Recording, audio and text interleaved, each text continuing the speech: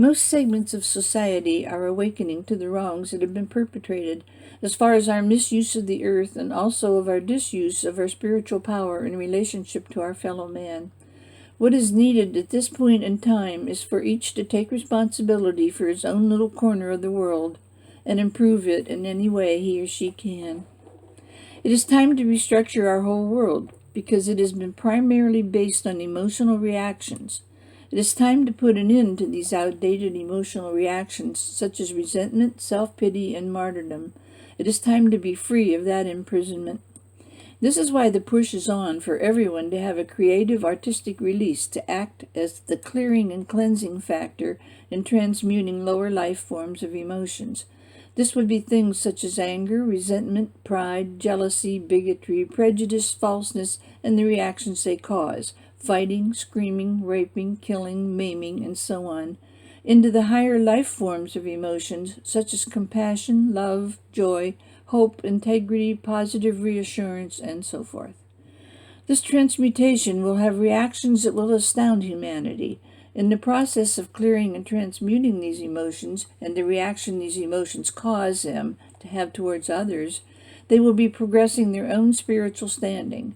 There is no feeling like the peace that is experienced when one is finally released from the lower emotionalism. Think about an existence where all are at peace with their neighbors and, more importantly, with themselves.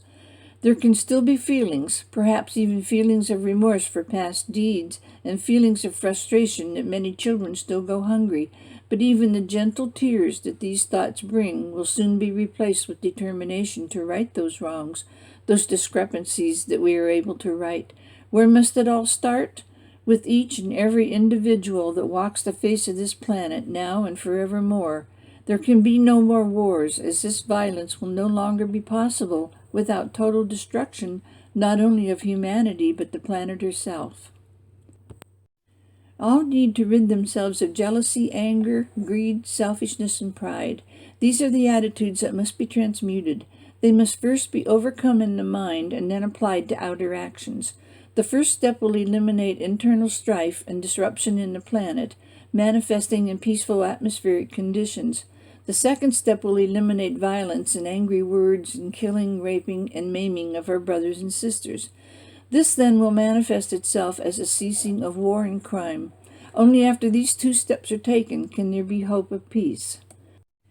Not everyone is growing. Some are, many more will, but most won't. It takes much perseverance and obviously a soul commitment to stand firm against the tremendous pull that society has to suck us into the established ways of living our life.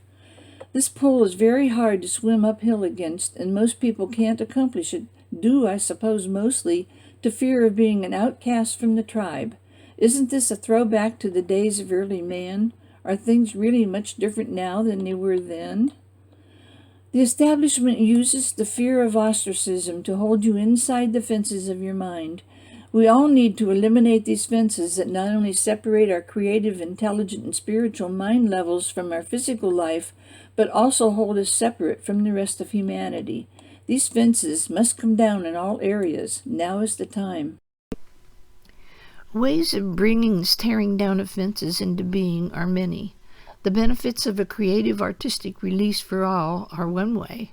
Other ways would be to read a book that is out of the norm for you to read. Set a goal of perhaps one odd book every 2 months or so. Another way would be to buy an article of clothing that is not your normal way of dressing.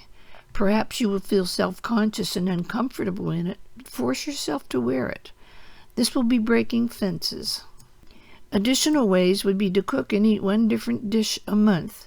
Make a party out of it. Perhaps you won't like it, but picture the fence crumbling and make yourself eat it. Go barefoot out to the mailbox once a week, if you always wear shoes. Try a new way of fixing your hair, or a new brand of toothpaste or vitamins.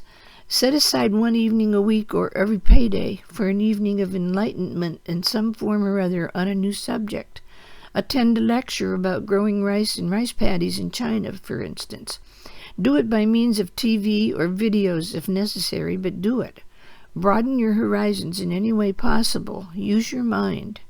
The worst thing you can do for the health of your body is to become set in your ways and get stuck in the same old patterns. You need to become interested and involved in other cultures than your own. This will broaden your mind more quickly than anything I can think of. The new culture is here. What are you waiting for? Are you going to join in the glorious days ahead, or are you going to be left behind? The choice is yours, and in the long run, who will miss you if you do not come along? You are only holding back your larger self, your higher, more spiritual part, if you do not come along. Humanity is in the transition period between ages. The standards of the past, the criteria of success that has been in place for the last century or so, has to be replaced, will be replaced with different guidelines. The criteria for each life will no longer be the size of your home and value of your car, or educating your children at a prestigious school. The criteria for each will be the harmony of the individual, the inner peace of knowing that he's on the right path and is bringing all parts of himself into alignment by working on his own attitudes. The goal is to be a well-balanced individual who is not able to be swayed by out-of-balance people. Self-confidence is a feeling of knowing a skill inside and out and being able to present that knowledge to the world, and also being able to integrate that skill into your daily life and pass the rewards, help, and goodness on to other people. Self-esteem is the feeling that would come then from having accomplished the task of being able to present this skill to others. Self-esteem cannot come from just knowing a skill. In fact, knowing this skill and not passing it on to others causes a loss of self-esteem. Self-esteem will only come from expression of the soul. Expression of the soul can only come through the arts. This is the only way to attain the overall goal of the brotherhood of man. The spiritual life must be ingrained in one from birth onward. When this occurs, there is no need to explain the spiritual path, as each will know what it must be. For those on the earth plane now, it has not been ingrained, therefore it must be explained, and in as simple terms as possible for all to understand. Even though the basic skeleton of the truth is simple, there has been so much piled on top of this fragile, simple, bony structure of our universe as far as belief systems, that the beginning structure can no longer bear the weight of the burden of all the garbage heaped on it. It is beginning to flex these simple but all-powerful bones of structure and shake off the layers and layers of misinformation and false beliefs that are weighing it down. It must return to the simple structure that it was. The breakup of the Soviet Union was indeed a miracle brought about by those guiding that country from the inner planes. It will continue to be guided, and eventually all will smooth out into a calm, peaceful, spiritual group of countries. They will be more open to new thought once the oppression has ended. New thought started at the top with the government in Russia and now needs to work down to the people. In our country, it is the opposite. It started with the people and needs to work up to the government. A world government will begin taking shape soon. All humanity makes up the thinking mind of God, as he experiences here on the earth plane, and there are many helpers in the unseen realms that also make up this thinking mind of God. Those in the unseen world cooperate with those in the seen or manifested world to improve conditions on the earth to allow for further spiritual growth, just as those on the earth channels and others through meditation that keep in touch with the unseen world to allow new teachings to be brought to the earth. It must be stressed that what is taking place today with the teachings coming through channels is exactly what has taken place throughout the centuries to allow the Bible to come into being. The teachings that are coming through now are really those that will form an updated edition of the Bible. People need to realize that there have been misinterpretations in the Bible throughout the centuries, not only in the transcribing that has been done, but that there also is misinterpretation in the original teachings as the channel, or prophet as they called the biblical channel, brought them through.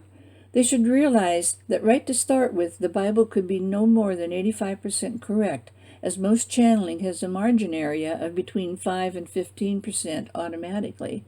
Then all the transcribing that was done has allowed another 25% of error to occur. This leaves only 60% of the Bible that could possibly be accurate, and this is not even true, as most of the teachings were brought through an unevolved channel or prophet. The teachings coming through now simply are more true because those giving the teachings on the inner planes and those channeling them on the earth plane are all much more evolved than they were then. But those early teachings formed the platform that helped the present-day channels evolve to the point where they are now. So the old teachings must not be denounced. They must be allowed their place in history as something that paved the way and helped humanity reach the point of evolution where they are now. Some people will think that we should not try to change society's existing system, but to start from scratch, creating systems and programs independent from them. This is not the way to accomplish major changes. You may accomplish a few minor changes, but this is mostly the way people with tunnel vision see that things should be done. If one were to look at the world from the overview, they would see that any change made this way is but a drop of red dye in an ocean of water. There simply are too many people involved in and caught in present society's web. There will not be any changes brought about for the majority until they are worked through the existing structure. New groups can go out and set up their own unstructured organizations and ways of living their life, but for the most part they are going to have to conform in some manner to social and educational goals, or they will be prevented from living their life in the manner they choose. It will not help the progress of the rest of humanity, and this is where spiritual growth lies, not in just living your life in your own little nook and ignoring the problems of the world. The change has to come from within the structure, and if all those who know what these changes are and have the desire and the will to bring these changes about go off on their own and ignore the rest of the world, then all our hopes for a changing world will have gone down the drain. The new energy is causing people to suffer from more headaches than usual and more muscle aches, and believe it or not, more broken bones. The bone structure of youth is such of changed DNA that the vibratory field of Earth is causing a brittleness to the bones and a stiffness of their muscles. These youths need to trust their intuition as to what will help them. This also accounts for many people turning to drug usage. They know they need to have something and think it may be the drugs that will help them.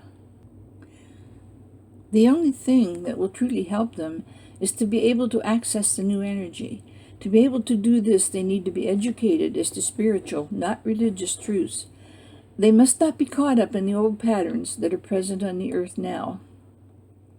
The energy from other planets has always affected Earth more at one time than another, depending on the position at any given time of that particular planet in relation to Earth.